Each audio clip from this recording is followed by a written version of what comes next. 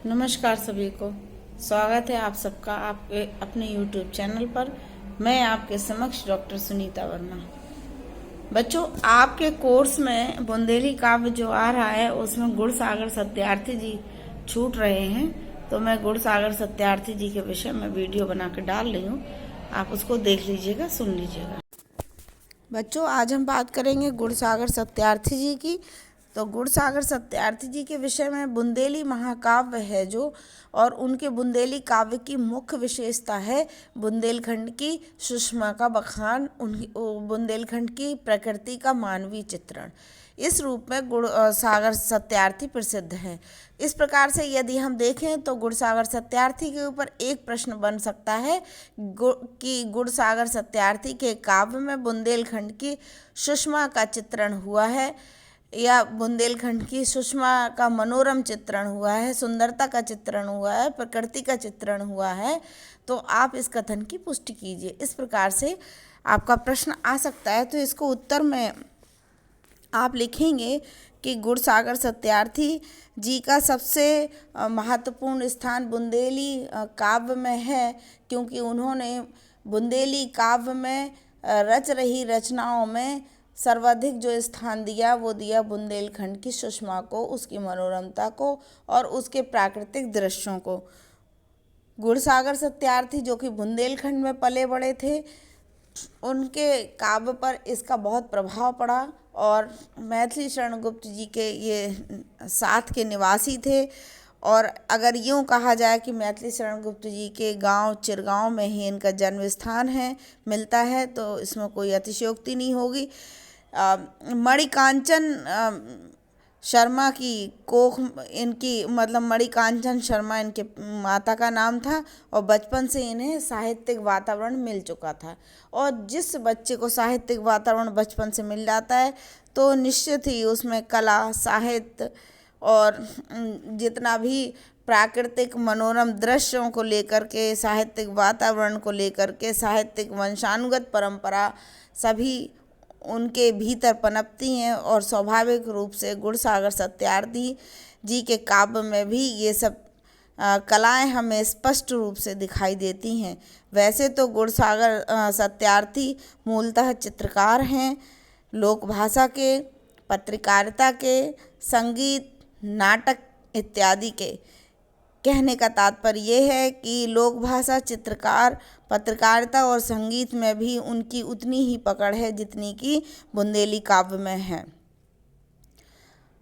बुंदेली काव्य में गुणसागर सत्यार्थी का नाम बिल्कुल अलग ही लिया जाता है, क्योंकि बुंदेली काव्य में इन्होंने बुंदेलखंड की महिमा का बखान किया है।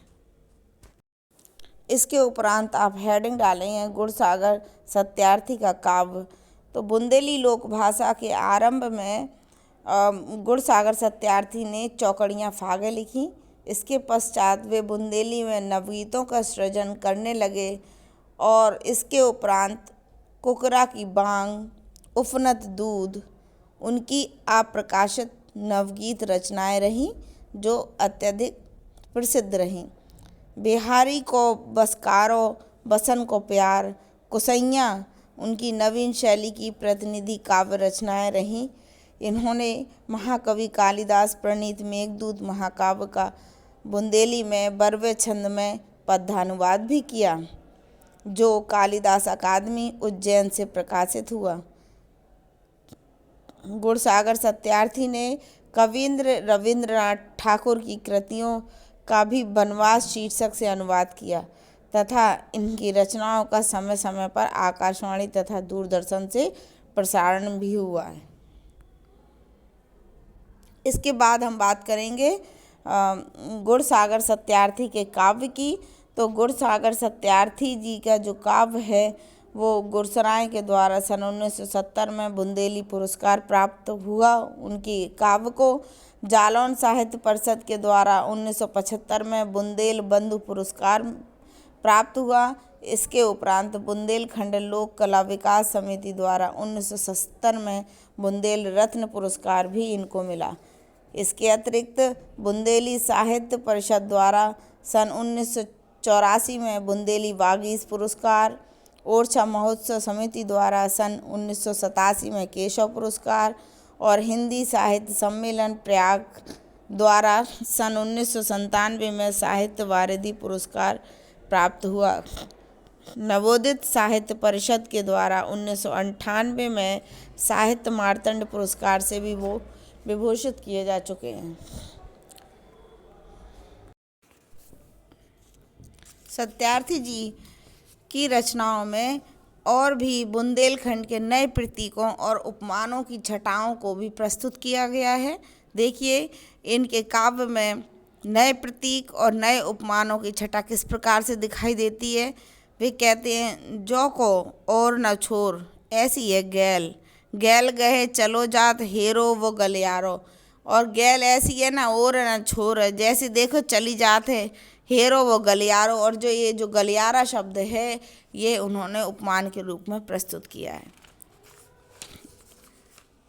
अगला जो आप पॉइंट लिखेंगे वो होगा आपका सत्यार्थी जी की कविताओं में यानी काव्य में बुंदेलखंड की सुंदरता का चित्रण।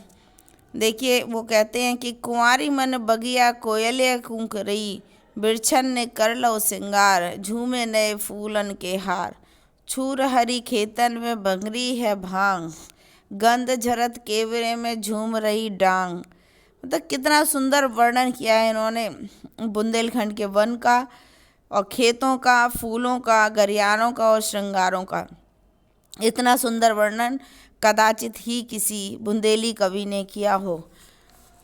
इसी क्रम में वो नदियों को भी लेते हैं क्योंकि बुंदेलखंड दरसाण नाम से भी जाना जाता है और दरसाण का मतलब है कि बुंदेलखंड में बहने वाली 10 नदियाँ। तो देखिए वो क्या लिखते हैं, वो कहते हैं कि नदिया की निर्मल भई धार, अनहोनी बात भई सोने में बास। धरती पे होने लगी महुअन को रास, नैनी रस बुंदियन की बरसे फुहार, रूप हो गओ श्रृंगार। तो जो महुआ है बुंदेलखंड की खास मेवे के रूप में जाना जाता है, उस महुआ का भी इन्होंने यहाँ पर बड़ा सुंदर वर्णन किया है। और नदिया की निर्मल भई धार, यहाँ पे बुंदेलखंड में जो नदिया है उसकी धार निर्मल हो गई है।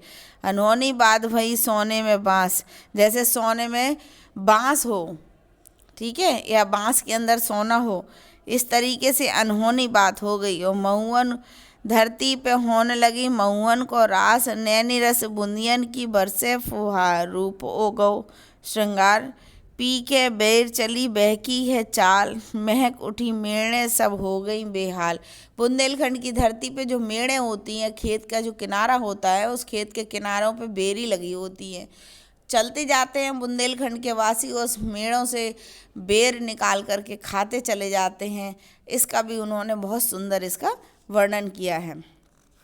और इसी क्रम में वो आगे कहते हैं कि कलियां रस बंगरा के मस्ती रही छार, पाखन में भुंसारे पार, श्यामल सज आओ है टेसू के संग, बोराए आम देख इनके सब रंग। और जिस समय बुंदेलखंड की धरती पे आम बौरा जाते हैं, अर्थात आमों में जो फूल आ जाते हैं, तो धरती पे देखते ही बनता है, क्योंकि जगह जगह पर महुआ और आम के वृक्ष यहाँ पाए जाते हैं। और जिस समय आम के वृक्ष पर ये फूल सुसज्जित होते हैं, उस समय बुंदेलखंड की धरती की सुंदरता ही अनूठी होती है। इसी सुंदरता का वर्णन वो कर रहे हैं। आगे वो कहते हैं कि बनी ठनी सखियन संग ठाणी कचनार, पीर करे ही में तकरार। सरसों में गोरियो कंचन भवांग, भरी नई बालन में मातिन से मांग। शोभा लख आसमान धीरज न धार, बगरे है धरती के थार। राधा ने रूप सजी सोरऊ श्रृंगार, कुंजन में नंदन बन रो बलहार। काय न काना फिर लेवे अवतार। और बसंत का जब मौसम आता है और इस समय जब आम बौरा जाते हैं, इसके बाद कचनार की जो वो है फूल है वो भी बड़ी सुंदर सा खिलता है। इसके अलावा सरसों का फूल चारों ओर हमें पीला पीला हरा हरा इतना सुंदर मनोरम दृश्य देता है। इन सभी मनोरम दृश्यों को वो अपने काव्य में उद्घृत करते हैं, चित्रण करते हैं।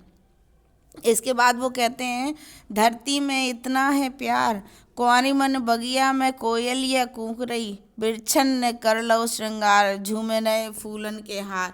और बिरछन ने कह रहे हैं कि धरती में इतना प्यार है कि और जो बगिया है वो है कुंवारी, उसने उसके मन में कोयलिया कूक रही है। जिस प्रकार से कोयलिया कूकती है, कोयल कूकती है तो बड़ा सुंदर मीठा गान लगता है, बहुत प्यारा, यानी एक प्रेम का फुहारा सा मन में उठता है। वैसे ही जो बुंदेलखंड की धरती के जो वृक्ष हैं उन्होंने अपना श्रृंगार कर लिया है, और झूम नए फूलन के हार, और चारों तरफ फूल और फल इस प्रकार से नज़र आ रहे हैं, हवा चलती है, जैसे कि वो मद मस्त होकर के झूम रहे हों। इस प्रकार से इन्होंने बुंदेलखंड की सुंदरता का वर्णन किया है।